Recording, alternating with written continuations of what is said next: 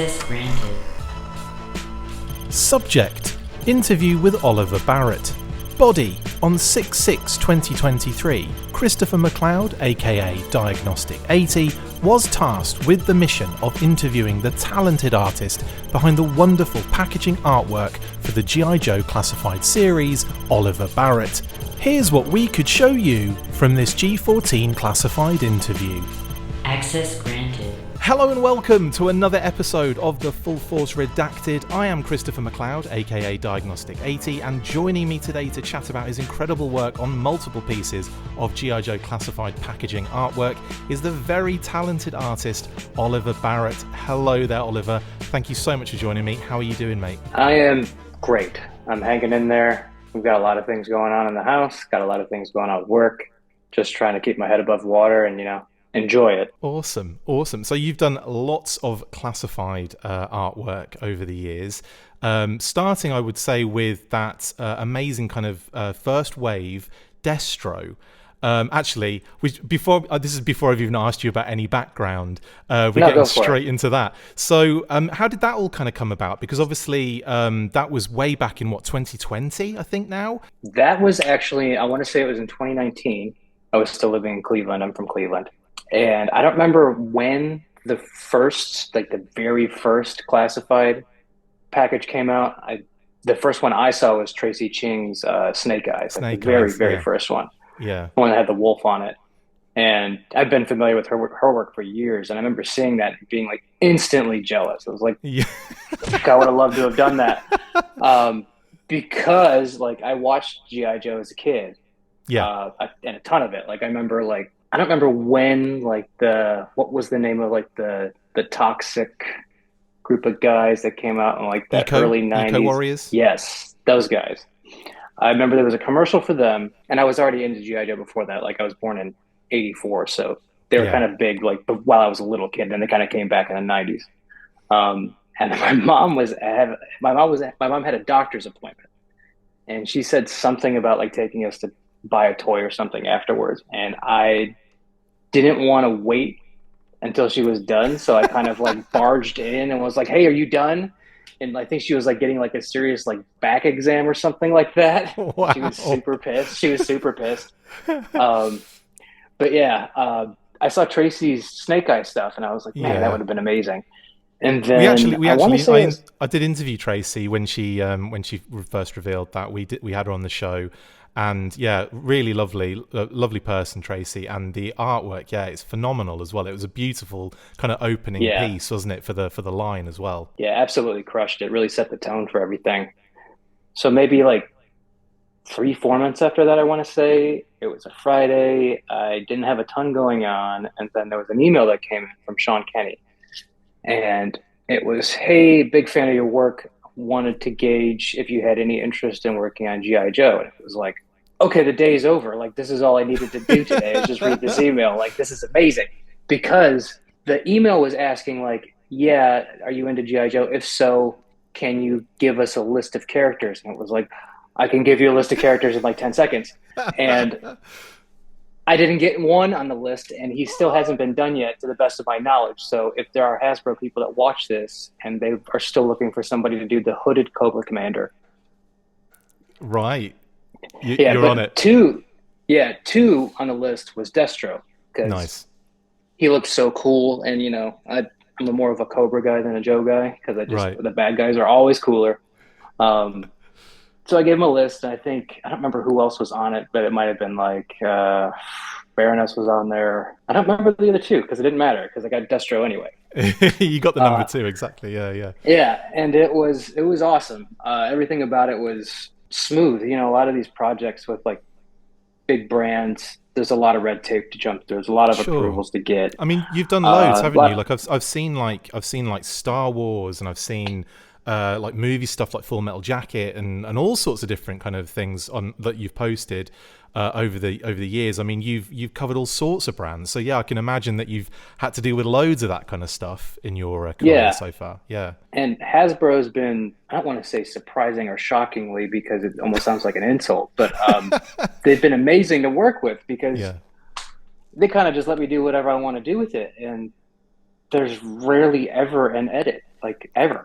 That's Like great. even like Well, even like just like minute details. Like there's usually somebody that'll say something, but mm-mm. Uh, that's great. Tell us about the process of that actual artwork as well, because it's so like stylistically different to a lot of the stuff that was kind of going on. I mean, like, Tracy's, for example, the snake eyes, very much like the full body, the, wolf and everything in there and everything very kind of like fitting in that space. Yours was definitely a different take with like the head of Destro and then Destro kind of inside that kind of like shot as well. I mean, what did you like? Did you like kind of put a few things together for them to kind of take a look at first, or was that kind of the way you went and you just went there kind of full force? I'm just dropping the name of the show, by the way. I was gonna say, well done. Um, it was great because I had like an immediate thought that okay, it's going to be mostly a portrait Right. because he has probably the most striking face for the entire brand. So after that, it was more of like, okay, what else? Like it just can't be a giant floating chrome face. Got As it. much as I would have liked it to have been. So I tried. I mean, what I ended up doing is I sketched the head out and kind of figured out what like how all the reflections were going to work and everything, and then printed it just on like a crappy regular printer, and then I ripped it up All and had it right. on the table. And I had some other stuff like I had printed out some just like Destro images from Google and just kind of like played around with like how it worked. And it wasn't so much like I ripped up Destro's face. It was more just like, okay, like maybe if we move, we break his portrait up a little bit. Yeah. And that ended up not making any sense. But I did stumble across a thought that was like, what if he's sort of standing in the head in a way? And I remember that particular package was very different from what they have now, where it's mostly like it's a big window and there's sort of like a star shape, if I Yeah. recall correctly. Yeah. And they sent me the template, and there was already some artwork on it, and they had mentioned that there was going to be a T-shirt and a poster, and I don't know if they ever actually did. I think they did the poster. They did. Yeah. They did both, I think. Yeah. Okay, good, because it was mostly like, okay, I make mostly posters, and toy packaging is new, even though I've always wanted to do it. So this was like a big deal to me. Yeah. So rather than like try to not so much like get out of my comfort zone because I do that. I just approached it like it was a poster, and then I was like, okay, how can I take this and make it work in the package? Yeah. Sort of at the same time. It was like, okay, like we got the poster going, we've got the package going. There's some push pull for like scale and composition. Like on the box, his portrait goes over the side, so the side of the box is just his face, whereas the Right. portrait or the poster has the giant portrait with him inside of it. Yeah. So And yeah, you kind of got to you kind of got to do the whole thing a bit more on the poster and had to kind of work it right, into the packaging. Yeah, I kind of feel like all the artists have had to really struggle with that space because it's odd shapes and it's very thin, and yeah, like you say, you got the side part and then you've got the kind of front. So right, yeah, but and now obviously we have this kind of packaging going on. You might recognize this yeah, one. I We'll get do. to that. We'll get to that in a sec. Though Sure. I'm desperate to talk about these. By the way, these are fantastic.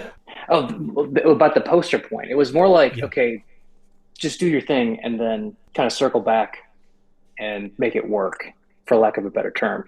Right. Because as long as like I wanted to nail the artwork and then make sure that it worked on the package, but also at the same time, one of the things I ended up doing was I watched like the original Destro commercial on YouTube, like sort of like Oh, yeah. on repeat in the background, and I don't know, it kind of made it all like very real. I was like, holy crap, like I get to do Destro like for GI Joe, like it's amazing.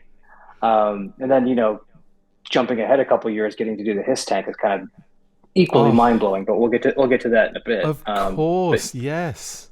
Because that again, yeah, that was revealed recently, wasn't it? The His Tank stuff. Yeah, we will get to yeah, that in a second, definitely. Because yeah. And last that's a thing, whole that's another thing, and that's a whole free. That's a massive thing that you did there. So yeah, go. Sorry, carry yeah, on. I no, you're good. I also had a bit of a time crunch with it because there was another project that I was working on for a movie at the time, and that kind of ballooned and like soaked up a lot of my schedule. So the folks at Hasbro were like, "Hey, we kind of need to move on this," because I wasn't dragging my feet, but I wasn't as efficient as I would have preferred to have been. Sure, sure. So what ended up happening is, and this happens again later, is I'm Destro.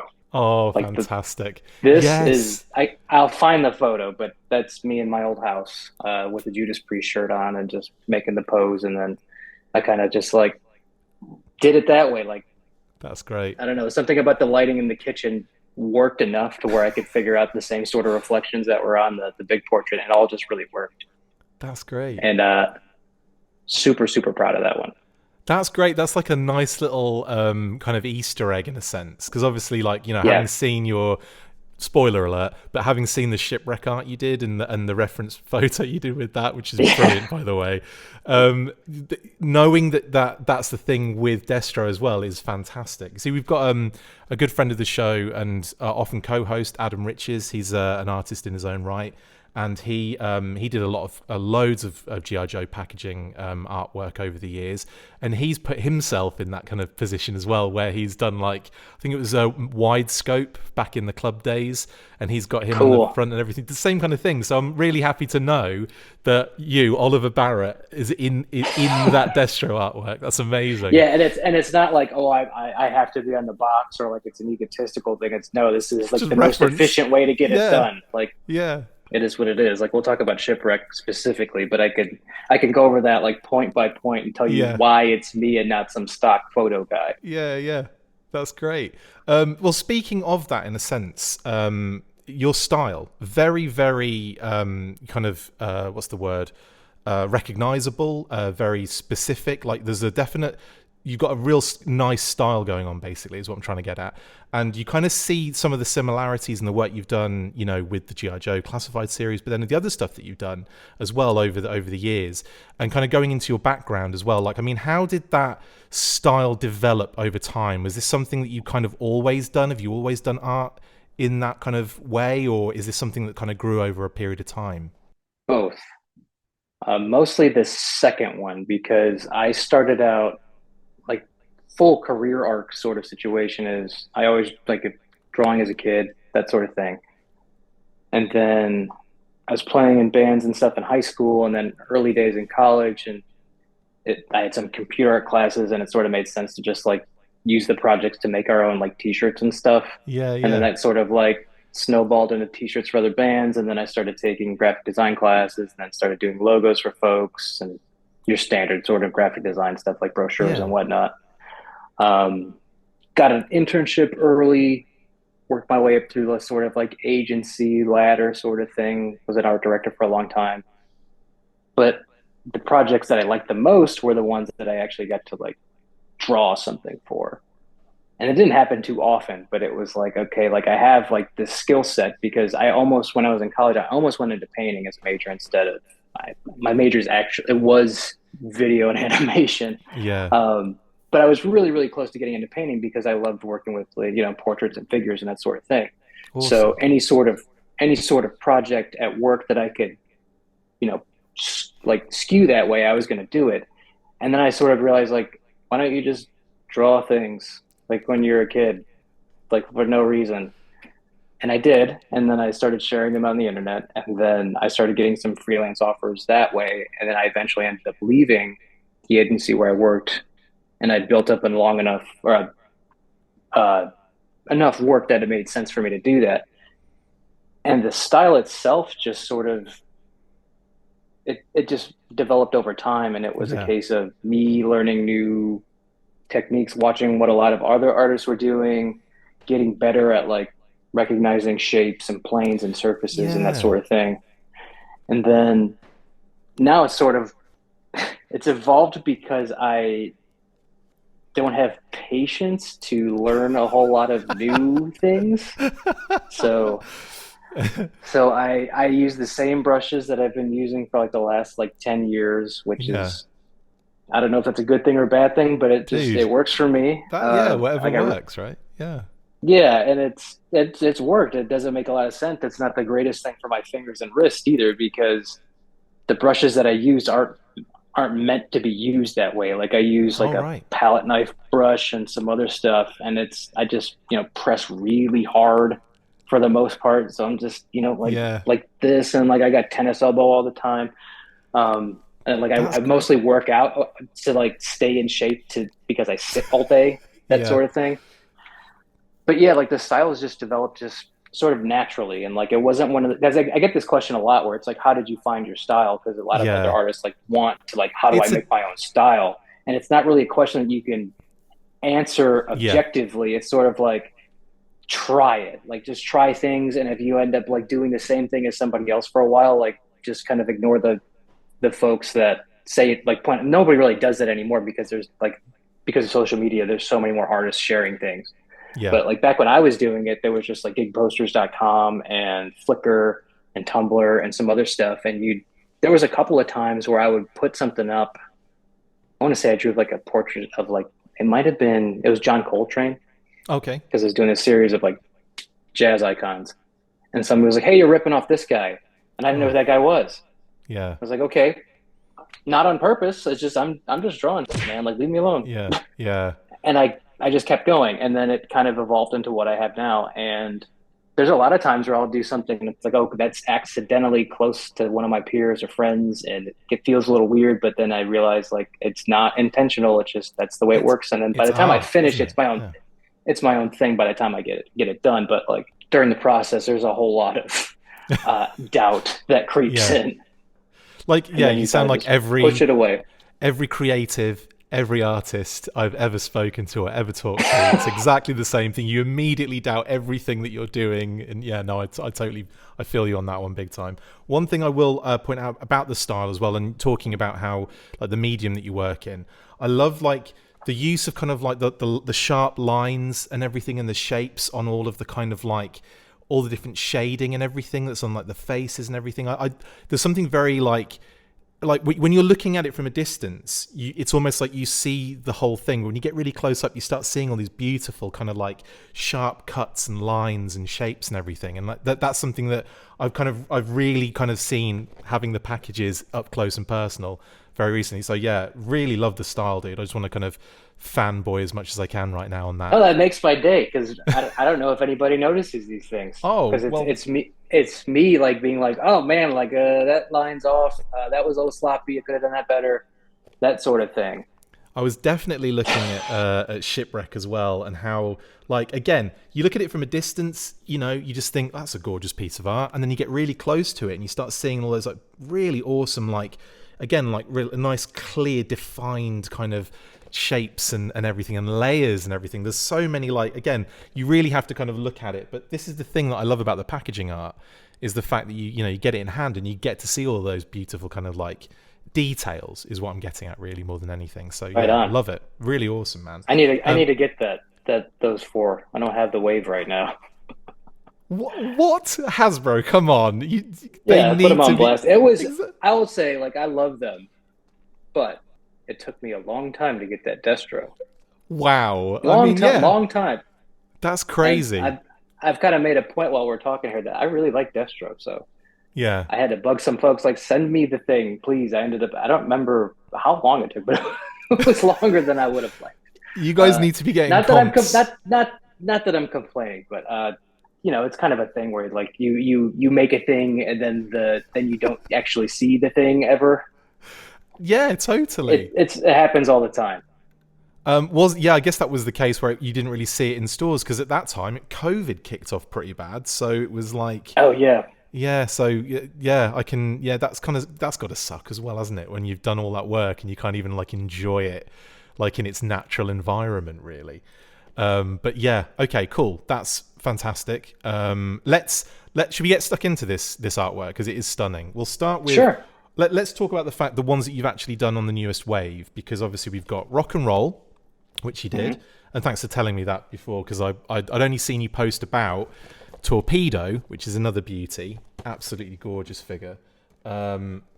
Shipwreck, which we'll get into in more detail in a sec, and Copperhead. Again, really cool work on that one. I love the greens and lovely stuff. Anyway, let's start with Rock and Roll. Again, we talked about this before about the challenges of getting things in like small spaces. Let's face it, for an artist, you only have like a small little kind of area to work with, but you managed to get quite a lot in there for Rock and Roll. A lot of the, you know, the face, the hand, like the Rock and Roll hand and everything. Was that something that you kind of fixated on when you saw the figure? Did you think I've got to get that in there, or was that a Hasbro thing? The horns. Yeah, I'm not a big horns guy. Uh, Speaking as a, this a might sound musician. gatekeeperish.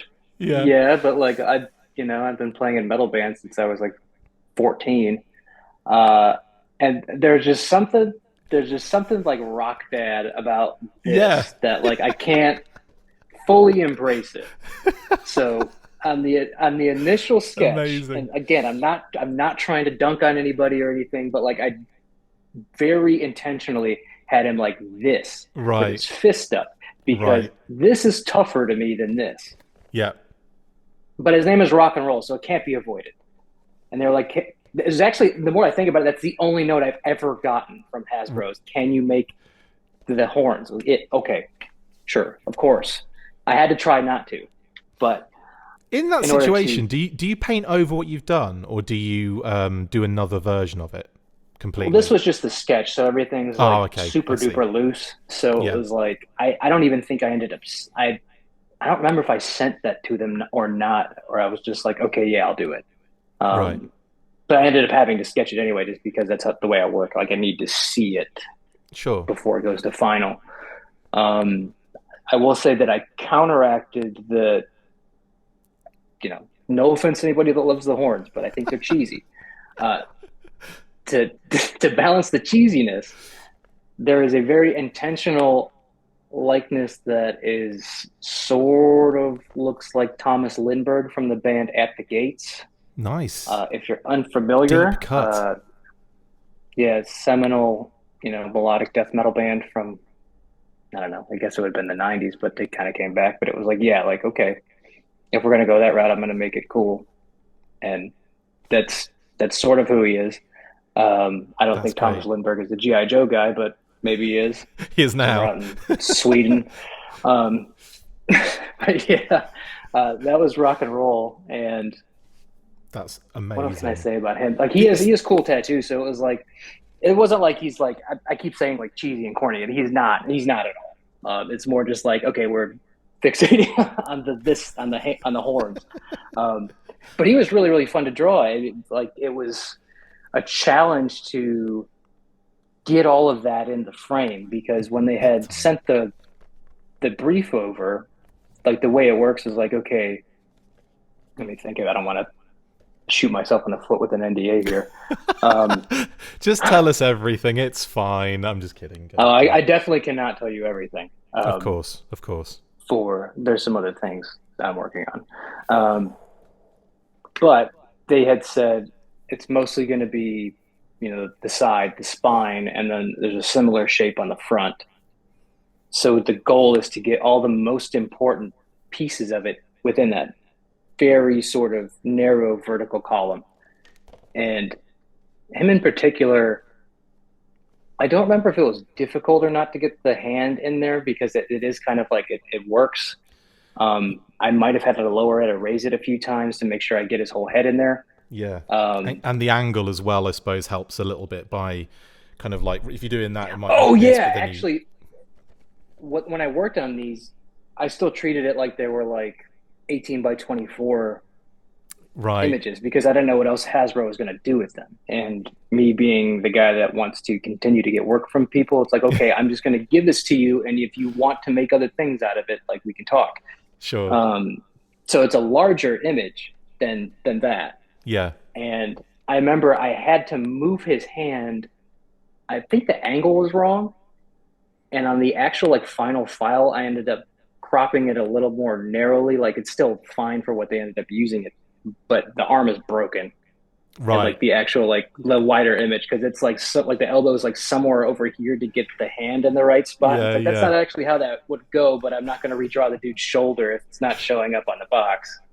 I see what So you. Yeah, I see what you're saying. I was just about to. I was going to have a look to see if I could see any weird angles, but no, you're. you Yeah. can't see Yeah. it. I tried That's really hard to make sure you could. that's so Um, awesome. I do he love the was fun to draw color. though. I love the color that you Yeah, use on this one as well, especially in the background. That kind of orange, kind of almost like I don't want to say like Vietnam style, but kind of almost like a sunsetting sort of scenario right. going on. Was that? I mean, yeah. What was that kind of a thought process there? Was there a reason for the color theory in that? I think it was from the beard, just Oh, I carrying that see. sort of Yeah. like. I mean, he's more blonde in reality than redhead, but I think there was something about the yellow blonde sort of color not jiving with the green and the helmet and stuff. And I had done copperhead before him, so it was Right. kind of green and yellowed out by then. So I had to, shift the hue a little bit. Yes. Rock and roll was awesome because I really like drawing his helmet. Oh yeah. He's got a really great helmet. I know, and you also included is it the Hang 10 on there as well, which is pretty dope. Yeah, yeah. Well, the Hasbro made it easy because they provide a lot of really great resources to work from. So Yeah, it wasn't really like a super arduous process of putting all sure. the graphics and details in the helmet. It was kind of all there for me to see without too much, trial and error. That must be fun to see all this stuff early on as well before it's obviously revealed, and you get to kind of like have that secret going on and work on it and Oh, everything. sure, yeah, yeah, Are you like absolutely. are you chomping at the bit by the time it comes out? You're like wanting to tell people like really badly. There are some things I would love to say right now that I cannot say Yeah, you'll get about the some of the SWAT other things team. that I've worked on. Yeah, I get the Crimson Vipers after me or something. Well, we will. We'll just have to have you. We'll have to have you back on, and you can talk about it Yeah, when it have me comes back out. on in a couple of months, Yeah, I think. awesome. Whenever that thing comes out that I can't talk about. I'll bleep anything that might be incriminating. Copperhead. You just mentioned Copperhead. Let's talk about that one as well Yeah. because again, you said kind of green and yellowed out, but again, I do love that color. Really vibrant. The kind of like the leaves and foliage as well that you kind of got kind of cutting almost like cutting through that as well. And again, lots in there that you've managed to kind of get in there, like the weapon, the knife, sorry, and the the main element of the figure there, which is fantastic. And those eyes, And that just totally insane expression. fantastic. So yeah, is Yeah, that that was another? another one. They sent over, that's sort of the way this works is they send over like a rendering of the figure and it has like all the call outs of like the colors and whatnot. And it's like a straight on side back and that has all this accessories. And the actual figure has this super great, psychotically angry expression in the eyes that I kind of just started with and then basically just pulled everything on his eyes up like Yeah, this, eyebrows, corneas, everything is just kind of like popping, like, ugh! And it just works. Like it's something that I use in a lot of stuff where it's like, okay, how can I make this person look like they've just like eaten bath salts and they're about to just like destroy somebody's house if and just anyone's gonna do barge bath through it. salts, it's Copperhead. It's gonna, yeah, Definitely, definitely. absolutely. It's really Or nice. just I eat love that one as something well. weird in whatever swamp he's in and just go into a weird rage. That was my favorite of the four, actually. Like, despite the fact that my face is on one of them, he was the most fun to work on, and it's mostly because of like by the time I had gotten that face locked in, I just was laughing for most of the process. Like, this just looks so insane. I was keeping my fingers crossed that they wouldn't tell me to tone it down because that's Right. happened many, many, many other times on projects where it's like, okay, can we turn down the intensity a little bit? Sure. Like one of the Yeah. things I like to do is like, whited out eyeballs, sort of like Raiden from Mortal Kombat. Like it's something I've done since I was a kid. It's like I just always think it's super cool. So every time I can, it's just like white dots for eyes or like whited out eyes or just like really tiny pupils. And this is one of those cases where they didn't say anything. So I was like, okay, we're going with I that. I think yeah. I mean, the team, the GI Joe brand team are great. Like I'm good friends with quite a lot of them actually, and yeah, like Lenny for example. I know he definitely likes like cranking that dial on that kind of stuff. So yeah, that's Yeah. amazing. Love this Cophead one, man. It's really nice. Again, like you get really close up to it as well, and you see all those like details again, and it's just really nice. And again, works really well for your style too. And in the background, I've noticed as well some like kind of different like the green and the yellow texture colors in the background, as if to suggest more kind of like foliage, I guess, in the background. Is that Yeah. correct? Again, that's one that's much wider than what's on the box. And I don't know if That's great. I posted some of them because like I had him and Torpedo, there's like a whole, their Yeah, shoulders and everything. And on Copperhead, it's just more, green stuff in the background, sort of jungle, sort of swampy sort of yeah. stuff. Lovely. It's really nice, dude. Love that one. And you just mentioned Thank you. torpedo, so we'll transition into torpedo as well Sure. because this is a beauty too. I feel like I'm just rubbing it in that I have all of these products that you've worked on already in hand. I'm just shaking like, my head. I hate this guy. Why is I'm just grinding my teeth over here. um, I want the toys. Give me the toys. torpedo, another beauty, and this is definitely one where you are trying hard to get lots of this on show as well in the space, and it's brilliant. So you've got, again, obviously we're switched now, the color is in underwater, so there are lots of blues going on here, very nice kind of like, again, and then like a glistening effect as well on the kind of harpoon there. Was this one a difficult one to try and get everything kind of in there, or would we, again, you might just be like sketching these out no problem and just being like, yeah, this is fine? That one was the last one of the 4, and we were kind of coming down to the wire. And I remember it didn't feel like it was difficult, like in terms of composition and making sure everything fit. It was more just like, can I get this done in time? Yeah. And that happens a lot, where I just sort of panic and go, oh, I got so much to do, and it's like 11 p.m. and I'm just gonna put the coffee on and watch Lord of the Rings again, and then magically there's a torpedo there and he's done. That's and then I go to bed and I wake up and I go, I somehow didn't mess that up. Dude, none of this looks rushed, put it that way. Like, I do not look at this torpedo and think that was like, a crunch time finish kind of maneuver. Well, yeah, I keep talking about time crunches and stuff, but it's really about making sure that it looks great. So it's less about like, oh, I have to get this done in a certain amount of time. It's like, no, I need to get this, make sure it's at the level that I want it to be. How much time do I have? How can I make that happen? Over and over and over and over and over again.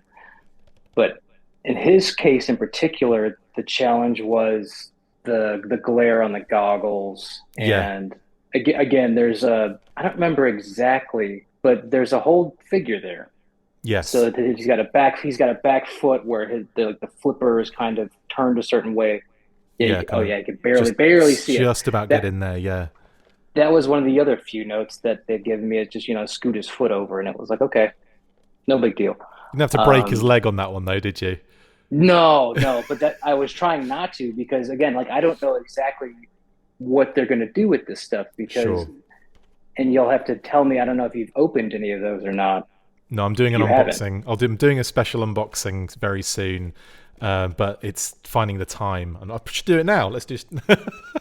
You should. I mean, you could, because I think one of the reasons they wanted me to make the entire illustration is because there is a black and white version of each inside the box. Yeah. So, I couldn't break his foot to just fit it in there. It had to be done correctly. Yeah.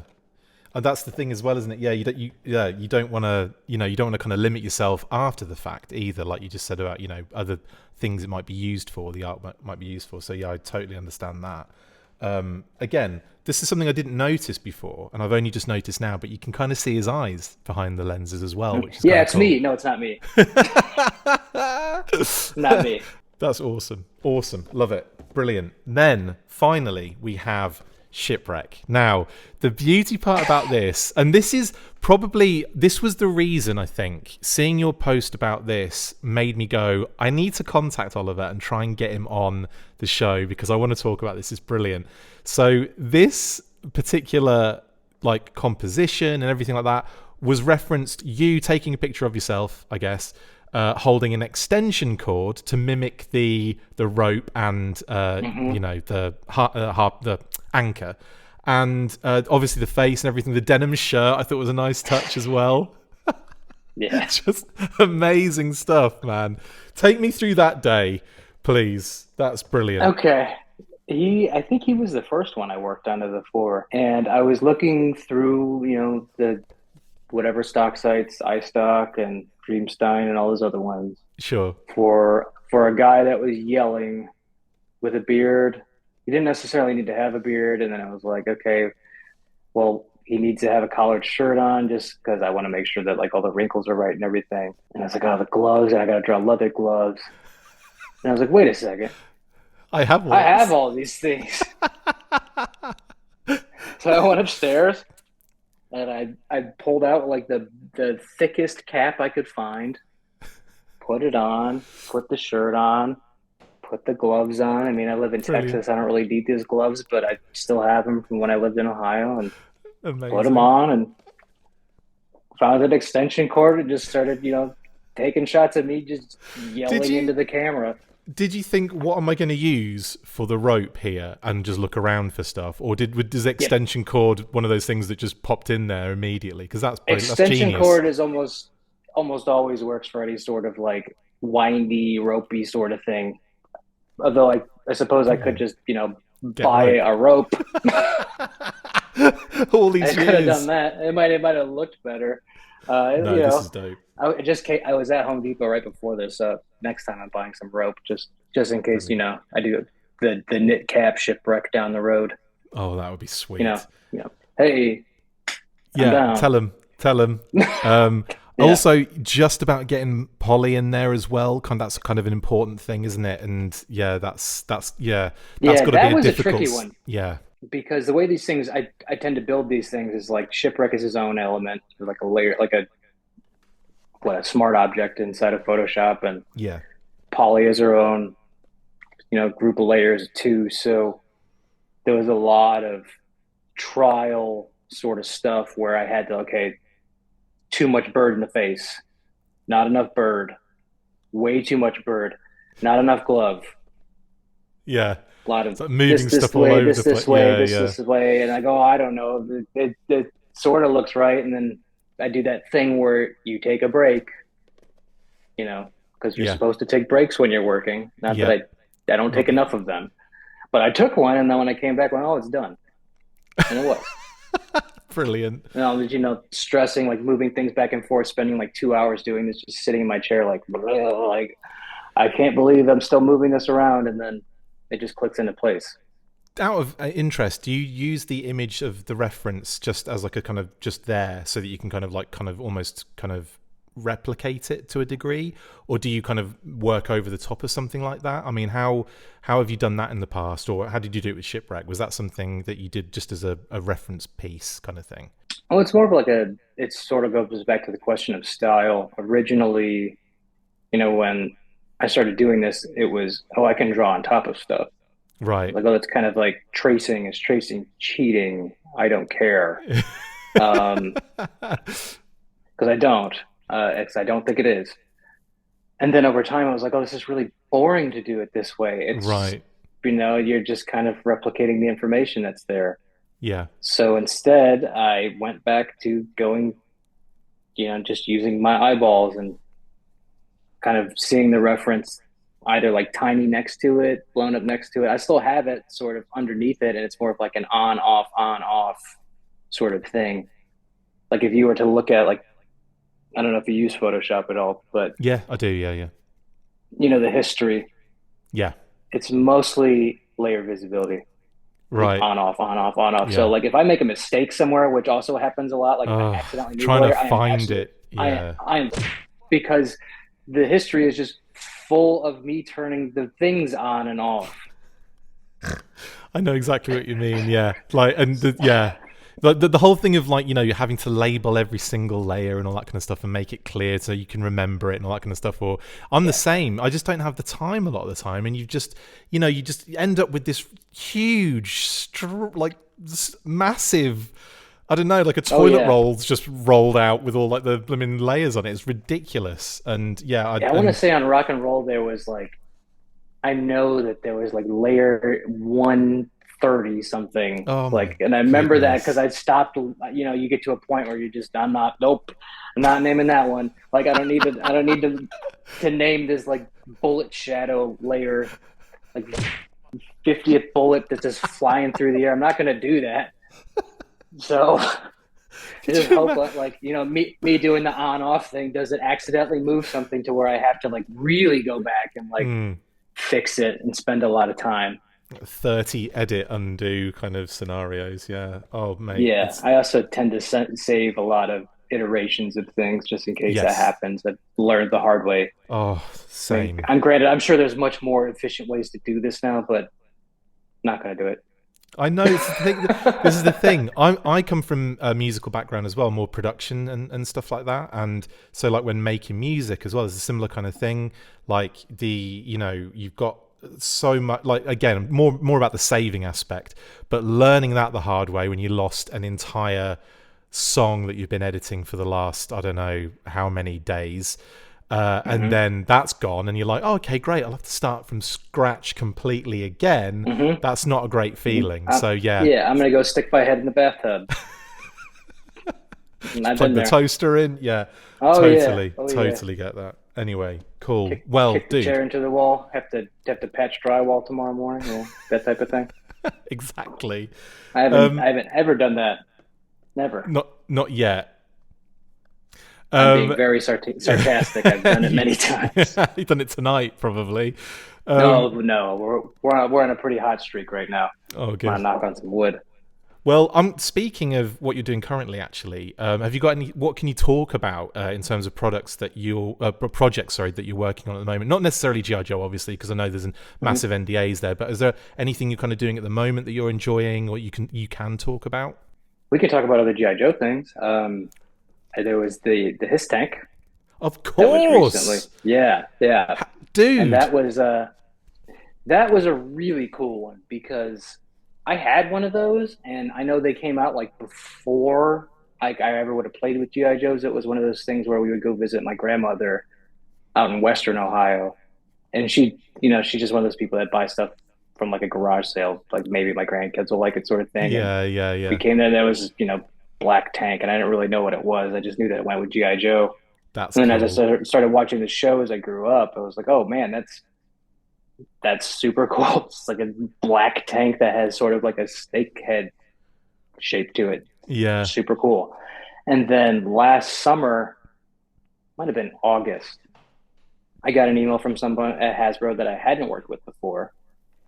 And like, hey, you want to check your availability, see if you're interested in working on something. And they don't ever tell you what it is in the first email. So it's like, Of course. I'm Yeah. interested in whatever this mystery thing is.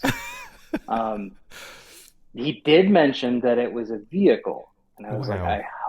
I hope it's the His Tank. And it And was. then the deck came in, and I was like, oh, it's His Tank. That's a phenomenal, man. And it was hard. It was super duper challenging because like we've been talking so far only about squishy things, people, Yep. and that's what I draw. So we've got this big box that has a whole lot of tanks on it. And I think His Tank is super cool, but I couldn't tell you the last time I drew a tank Right. until then. Did you have to dress up like a tank? Did you have to dress up like a tank? Like, yeah, the tank is me. No, I didn't have to. Because, again, they provided super great resources to work from. So they sent, a 3D model, and I'm not a 3D guy, but I know enough to be able to move it around. I've gotten better at it since, and that's been very helpful for the current project that I can't talk about. I might have just given you a clue there. Hopefully not. But yeah, the His Tank was amazing because it was an opportunity for me to like spend a lot of time on one thing because it took a long time to get it done, and I almost feel a little bit bad about how long it took, but it was worth it because Definitely worth it. because it looks great, and I think there's 5 tanks on it, and each one is like in such a different what's the word, Position. Yeah. well, like the one on the back panel is like extreme foreground, so you get like a lot more detail, and you get to see things like the upside down Cobra symbol that projects the light. The light. Yeah. Whereas you're not going to see that on the main one, but the main one's sort of like the hero shot where it's at this like super dynamic 3/4 angle, and there's another one that's like further in the back, and then the back panel it's like a profile view, so you get to see the sort of like snake head shape Yeah. in it, which is something that I didn't really even pick up on, that it's like His Tank snake head Yeah. thing until way later, and I was like, oh, Same. genius. I mean, I grew up with G.I. Joe, obviously. Like, as a kid in the UK, it was Action Force initially, but then Yeah. turned into G.I. Joe. But like, the Hiss Tank for me was something that I only saw on the cartoon. I only saw in the comics. I didn't have one of them, so like I didn't. But so there wasn't that thing of like, you know, having it in hand and kind of seeing that and studying it a little bit. It wasn't until later on that, and then someone mentioned, I think it was, we saw concept drawings of the very first ideas, like ideation basically of the Hiss Tank, loads of cool concepts artwork that's out there, and on there they did like a whole, it's way more like stylized like a snake, and it was then I was like, oh yeah, of course, I guess it's like a snake Yeah. head. Yeah, And duh. Hiss never tank. dawned on me at all. I was Yeah. an idiot. Yeah, but Yeah. Well, that's all of us. We're all idiots. Um, we're all fools. well, I was gonna say like if someone we're all idiots because we want to buy a $400 Hiss tank toy, but I mean Yeah, that's why we're having this conversation. Like exactly, the exactly. the collector community around this kind of blows my mind because it's not like Oh, it was when we were kids and these things are like $5, and you've got people out there building like armies of these things where they're mm, buying the same figure like in double digit amounts, which is yep. mind boggling to me. I mean, I would love to do that. I mean, I don't know, I I have a can bunch see. of Yeah, toys up there, but yeah. it's like I'm not gonna do that. I would like to maybe if I don't know, did a whole lot more Hiss tanks and had the money for it, but it's not Dude. for me. But if we continue to talk about the actual Hiss tank packaging, I Yes, yes. forgot to mention that it has like 3 figures on it, which was a pretty cool, unexpected thing because I think there's a nod to the original designer of those, the Hiss tank driver and the trooper and stuff. Because the one Ron Reader. colorway is like, yes, Yeah, his name is yeah, escaping me. That was like a very intentional, like, okay, you're gonna put this colorway on here because it's his, and I was like, oh, I love stuff like that. yeah, yeah. The Um, tactician. Yeah, His tactician was, it was a fan vote as yeah, well, wasn't it? Yeah, wicked. Really good yeah, stuff. and I think they don't really like specify like what they should be doing, so it was more like, okay, these guys are sort of walking along with like the idea is like something's happened, all these tanks are mobilizing to go out and Nice. join the fight, and then these other guys are sort of like walking along, monitoring. They're going to get in one, that sort of thing.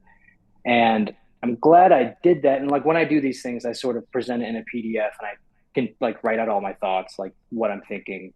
I try to put some sort of narrative in it because it's a big box. Like there's 4 panels, and I want some sort of consistency across all 4 panels because a lot of these things you could just do a collage Mm. where it's like big tank, little tank, tank exploding in the background, person flying, like giant head in the background. But in this case, we wanted to be a specific environment. So then I was like, okay, we're going to build a narrative around it. That Hiss freeze is, I'm calling it a freeze. What would you call it? Just a banner or a interior? Or what would you call that? Just a stunning bit of I guess crazy that artwork? we kept calling it a hangar because Oh, it's like nice. all the tanks are in a hangar during the process. Okay. I guess That, that word works. I like I mean, that. it's kind of like a panoramic view, I Yes. guess.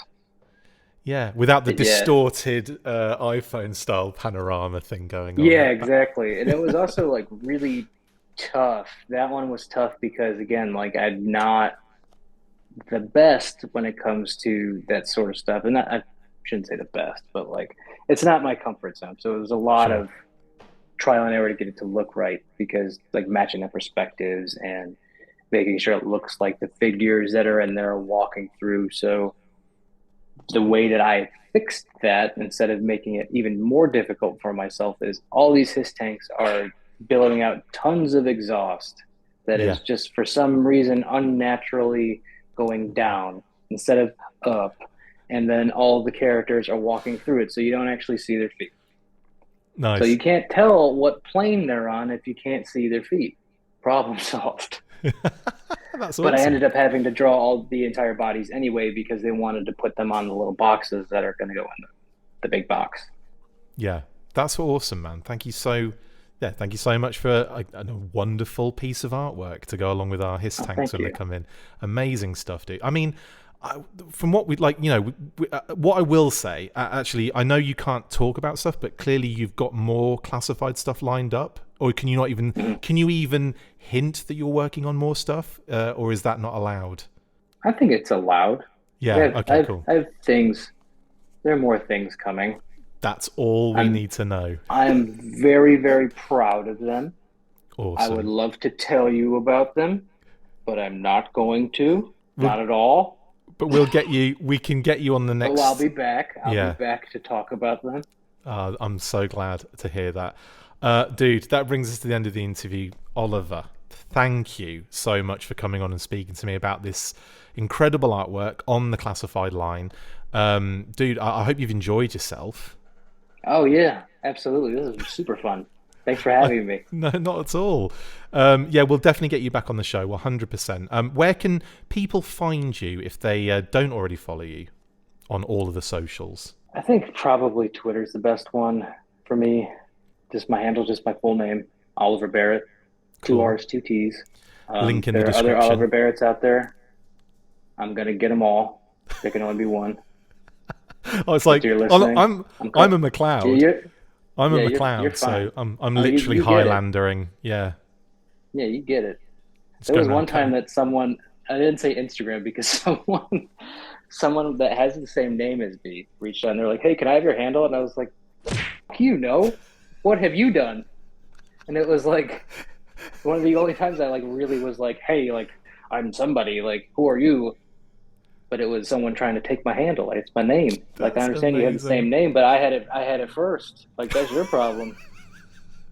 That's amazing. I do get occasionally Chris McLeod's reaching out and saying, hi, I'm also Chris McLeod, but not like asking for a handle or anything, because I don't think I've used my name on a handle for anything. But yeah, that's amazing. And then the fact you got to shoot them down and say, hell no, get out of here. He was very rude about it, so I felt good about it. There's another Oliver Barrett that's very, very nice. So it wasn't him. It was a different one. That's amazing. That's amazing. Anyway, dude, been an absolute pleasure. That brings us to the end of the episode, though. So that's it for this installment of The Full Force Redacted. Thank you to my wonderful guest, Oliver Barrett. See you next time. And as always, I should have asked you this beforehand to see if you're up for this. But at the end of the episode, we don't shout necessarily, but we yell the battle cry, full force. Okay, not Yo Joe. Oh, full force. We do full force. So, and I'll give you an example. Full force, like that, right? Because that was the overdubbed version of the Action Force VHS tapes we would get. Instead of Yo Joe, they would say full force overdubbed, and it was hilarious. So I tend to just throw that in there. Are you up for doing that at the end of this, Oliver? Yeah, let me go. Let me shut the door so my wife isn't in front of me. That's amazing. I'm so happy that you said yes. Oh, that's brilliant. Do you know the Hasbro guys are always really up for it? You ready? After 3, 1, 2. Hold on, exactly like you did it? Yeah, that'll do. That's fine. Any way you want to do it. You don't have to do it loud. This way, yeah, do it like a cobra. It's gonna look like shipwreck. I'm gonna do it like this. You ready? Sure. After 1, 2, 3, full force. That was the best. That was the best.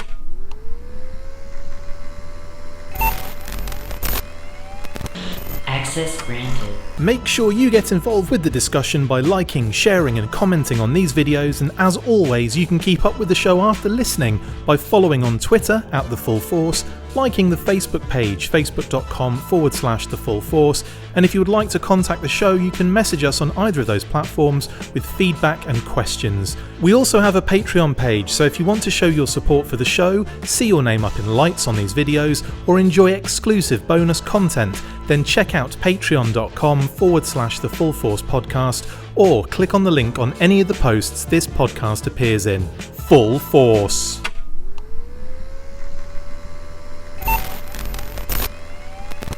Access granted.